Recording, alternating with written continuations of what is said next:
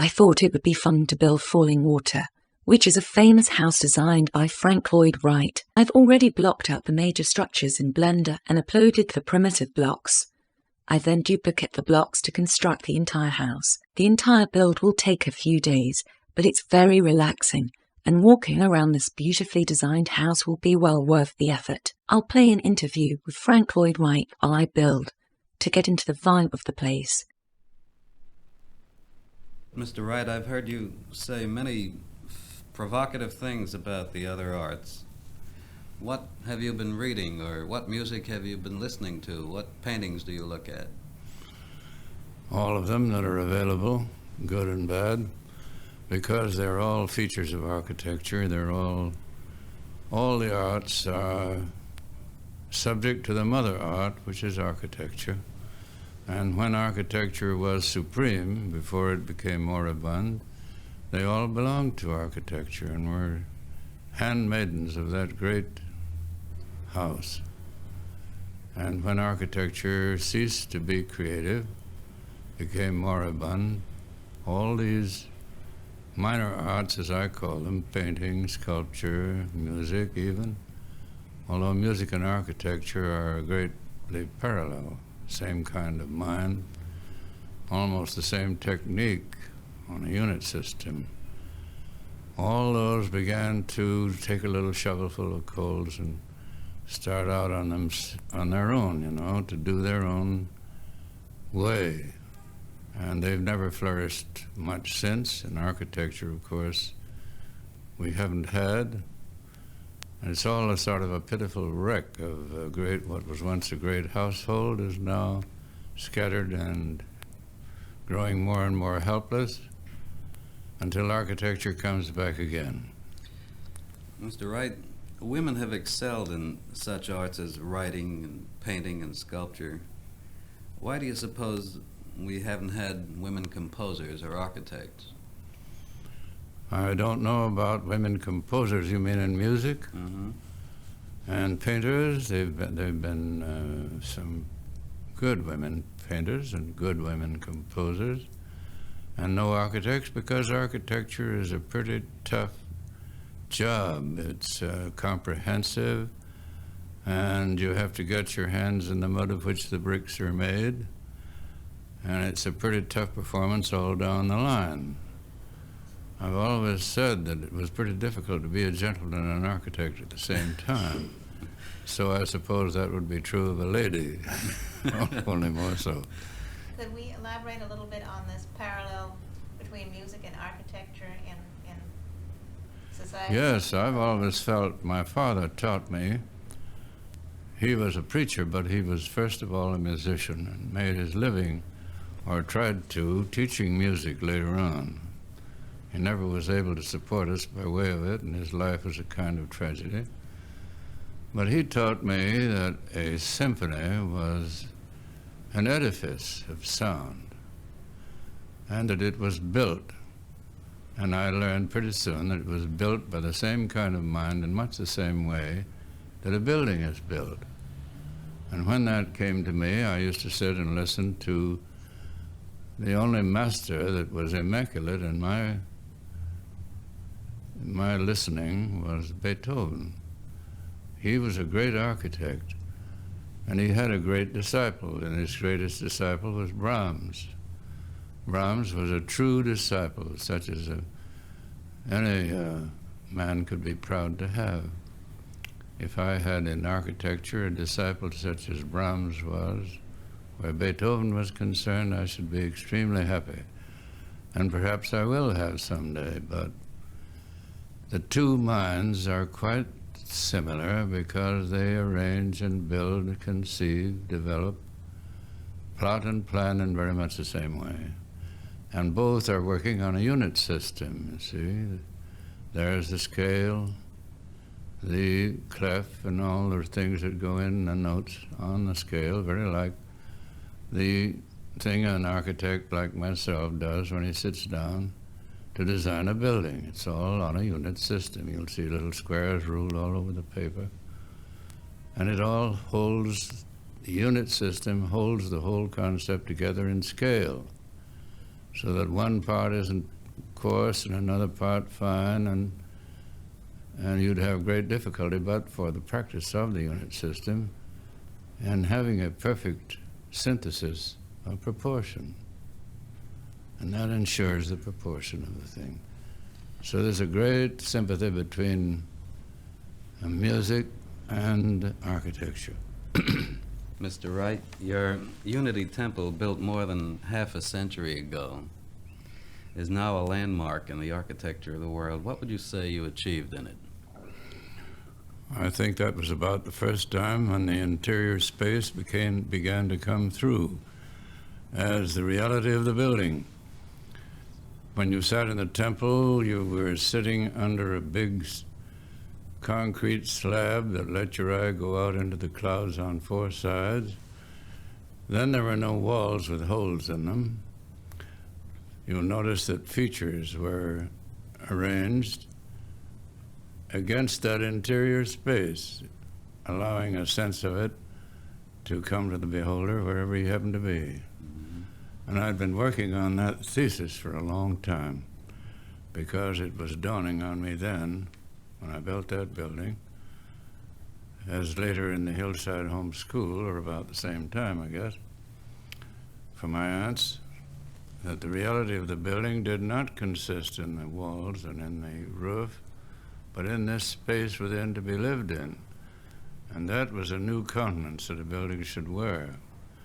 And I was determined at that time to make that the countenance of the building, the interior space within. How about the Roby House of 1909? Why do you think that house so powerfully influenced the design of dwellings everywhere? Well, of course, it's hard to say. Again, the principle was working there, and the house had an atmosphere that belonged to the prairie, and it was more human than most of the things around. The Germans referred to it as Dampfer architecture, steamboat architecture. It was an entirely new proportion in building, and it seemed to excite them and interest them abroad, even more than at home, although at home they had a great curiosity, and they'd come in droves on a Sunday around that house and other houses I was building. They had seen something new, something fresh. Well, then came the beautiful house you call La Miniatura for Alice Millard back in 1923, I believe. It opened the one in the ravine with some water in it that nobody dreamed could be built on, and it was for sale for $3,500 when the lots around were costing 5 times as much. So we bought it and built the house down in the ravine, and that was the first concrete block house, the first Usonian system house. I built 5 in Los Angeles altogether, but this was the experimental first one. And I couldn't get a permit to build it. I went to headquarters, and we had started building, and we had been stopped. So I went to the head of the building department, Bacchus, for a permit to build a house. And I took him out to see the house as a preliminary, and he looked it over, and he said, "Mr. Wright, this is the best thing structurally that ever came into this region." Well, then I said, "I'm going to get a permit to build a house, am I not?" "Well, now," he said, "Mr. Wright, that's quite another matter. You know, there are the brick men, and there are the lumber interests, and there are all these interests. And if you were to go up for a permit, you'd have them all as in a controversy concerning it." Well, then I said, "Where do I stand? What shall I do?" And he thought a minute. He said, "Go ahead and build it." So I built 5 others. There was a man who didn't think too heavily of the laws that had been made contrary to the interests of the human being. There are not very many such. The codes are adamant and at least 15 or 20 years old and entirely contrary to the interest of the man who wants to build a building. Mr. Wright, your phrase organic architecture has become a part of the language by now, even if it isn't yet really comprehended. You've often called it a natural architecture, an architecture of integrity. Could you define it further? Well, that word integrity you've just used is what is lacking in almost all artistic expression or expression of the arts today.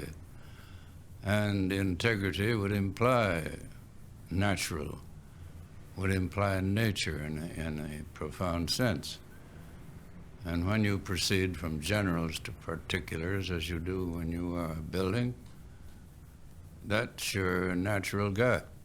Natural center line of your effort would be what is the natural thing, what is the nature of your materials, even the nature of your client, the nature of the situation on which the house is built, nature of the climate. It's all a nature study, the building of a house. And I suppose it would be the same in a great composition like Beethoven's Irwaka, when he was celebrating the heroism of Napoleon. And then toward the end of his effort began to feel that Napoleon, after all, was dead so far as his ideal was concerned, and a great sense of tragedy overcame him, and you feel it in the music. It's a great story, a great revelation of a man's worship and disillusionment. I was going to ask you about some closer parallels between contemporary music and contemporary culture and contemporary architecture. Well, the difficulty with contemporary music is that architecture is in possession of entirely new mediums, entirely new materials, an entirely new way of life, you see. Architecture was compelled to be new if it was going to exist, but no such thing has happened to music. You see, music, the orchestra, is still new, it's modern. All musical instruments that we have today are the same. So the musician has not been gifted as the architect has been gifted with the means to a new expression.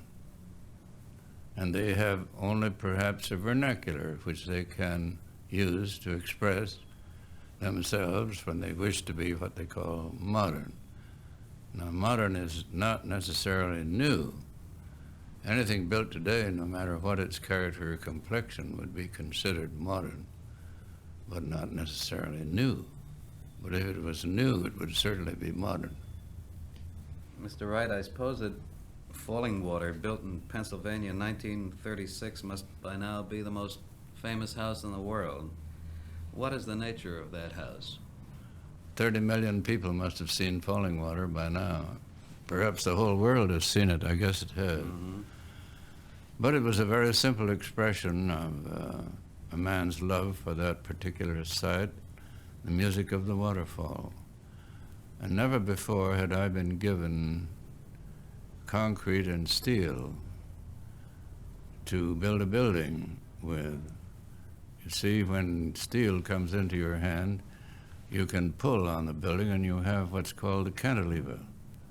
Now, the cantilever is this principle of tension. Your arm reaching out from your body and held by the sinews and muscles above, moving as you wish to move it as a cantilever. The trunk, of course, is the support that's in compression, but you can suspend from the end of the cantilever fabrications of any kind. So the new principle in architecture is this principle of the interior support, the extended slab, the arm, and the falling screen hanging to the slab. Now that's the structural synthesis of my own building, and it is essentially organic in itself. And that is Falling Water in principle. And the grammar of Falling Water, now we call the grammar of the building, the shapely means you use to make the building manifest. That was all a new grammar because it had neither coping nor base course.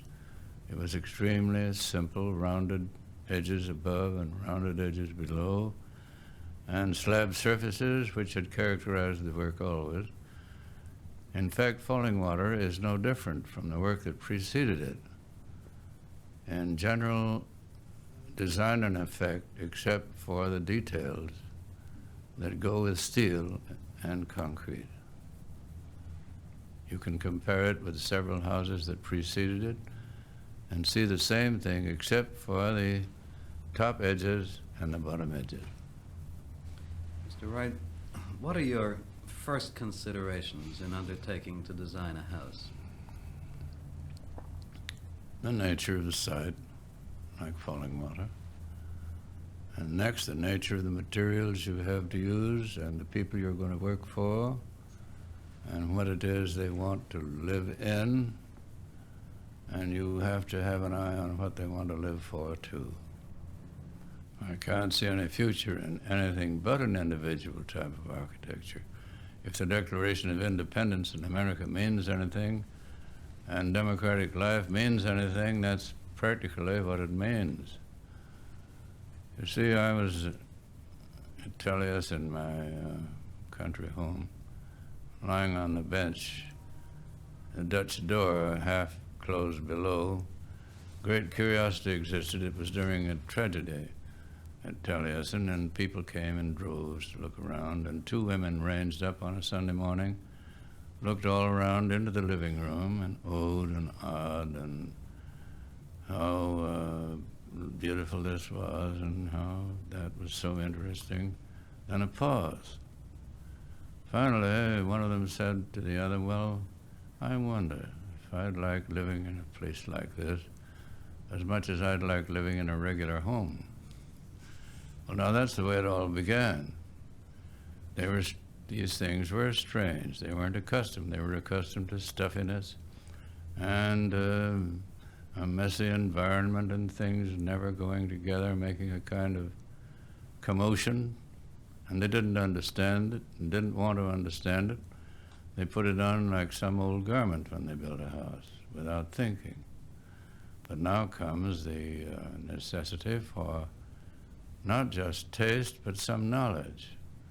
You have to know now, a little better and a little further along, what constitutes good proportion, harmony in buildings, great and beautiful environment. And it's a culture and a growth in itself of the soul.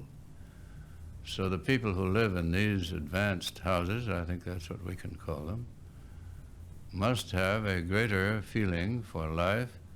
They must be more in themselves than the people who haven't arrived at that stage in their development. And once they have arrived there, they are liberated, they feel, and they see so much more than they never saw before. They see the lineaments of nature, and as Blake would put it, the lineaments of gratified desire. And they write thankful letters, and they're really sometimes very touching. And now when we don't want to build houses anymore, I can't get out of building them because people write and say, dear Mr. Wright, ever since I was 16 years old, I have wanted a house designed by you. Now that's the way it begins, and before it ends, you're building another house, that's all. But that's the way it is now. We're so much engaged in building important things like a new theater, and new type of museum, we call it the Arcaseum, to explain to people that it isn't just another museum. And the Monona Terrace project in Madison, a civic center, and a great factory and administration building in California, and a score of other things, you know, that are new and compelling. And to do houses at all is a terrible drain, because it takes as much to build a house as it would to build $1 million building almost, or at least a $500,000 building. So an architect like myself now is very much like a doctor who will do the things that are essential without profit and charge the profit up to his influential patients. So if we get a big building to build now, we can build small buildings. But it's conditioned on that, I guess. I wanted to ask something about the other forces in contemporary architecture and in contemporary furniture, and now the people who live in these other Ah, things but which I are didn't bad. say new houses. I said organic houses. You see a modern young couple in one of these very violently severe modern Yeah. places, and they seem completely at home. They're completely comfortable in this kind of thing. Now, Well, they're are making a people- heroic effort. And they are like goldfish, as a rule, in a globe. And these houses that are so classified as they now are, they're not sensible. It's an abuse of privilege and an abuse of material. And those things always follow in the line of any new movement. Now, this architectural, this desire for an architecture that is more expressive of human culture than the ones we've been having, always has its soiled fringe. Every such movement will have its extremists, will have its abusers, will have its exploiters, and that has happened, of course. Now, you can't expect the average man or woman who wants to build a house to know the difference. Something inside them has to tell them what is good and what's bad, because they don't yet know. But someday they're going to learn about it in school. And that, I believe, is what's happening now, as we said a little while ago. I believe now people are going to know what constitutes good architecture, good environment, and, of course, good living has to go with it. Good dressing, too. Good conduct, also. All these good things are dependent, more or less, one on the other, and are assisting one another, more or less. Because you wouldn't dress in a loud and vulgar way in a quiet and beautiful room. Nor would you be so satisfied with tawdry jazz, perhaps, in a room that was beautifully conceived and had a lovely atmosphere and belonged where it was. It would seem more than ever discordant. So these things all match up as you go along and add up to something that we call culture. Isn't that it? That's what culture means. Now, culture and education are two very different things as we practice them. Culture is the developing of the thing by way of itself. And education is informing, teaching, telling, pushing around the individual. So it's only by a natural growth that you can attain culture, but you can come back from a school all filled with stuffed with ideas and what we call conditioned instead of enlightened. Isn't that so? So education today doesn't mean culture. In fact, my old master Louis Sullivan used to declare that an eyebrow is a man educated far beyond his capacity. I mean, a highbrow was a man educated far beyond his capacity. And today I think all these youngsters are educated far beyond their capacity and not cultured at all. So I say that education today is not even on speaking terms with what we should call culture. And we need culture more and education less. How do we get it? We get it by such effort, I think, as this thing we're talking about. An organic architecture, a new sense of what constitutes humanity under harmonious conditions. A harmonious place in which to live and a harmonious way to live in it.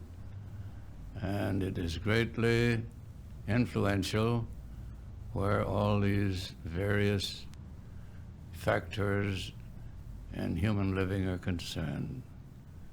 There's a tremendous, what do you call it? Not kickback, that's not a good word, but reflection. What would you call it, man? You know, boomerang? No, it doesn't come back that way. It's something that has a continuous pressure and influence on you toward harmony and the good. The consequence? Well, there is a word, of course, for everything. Mm. But you don't come by it every time.